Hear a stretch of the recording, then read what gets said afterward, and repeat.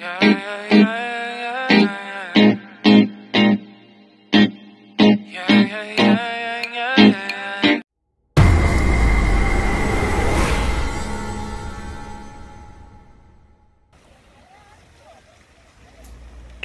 পথে ইউএসএ ব্লগিংয়ে আপনাদের সবাইকে স্বাগতম।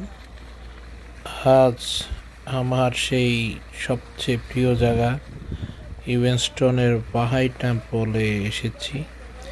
তবে আজ আমি অনেক লাকি, কারণ গেল প্রায় 3 বছরে আমি অনেকবার এখানে আসলাম, মানে এই বাহাই টেম্পলের ভিতরে কোনো দিন ভিডিও করার বা যাওয়ার সুযোগ হয়নি।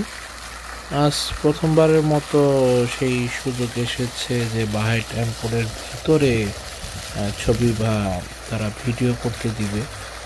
তো আজকে আমরা সেই বাহাই টেম্পলের ভিতরের যে মানে দেখতে কীরকম সেটি দেখব।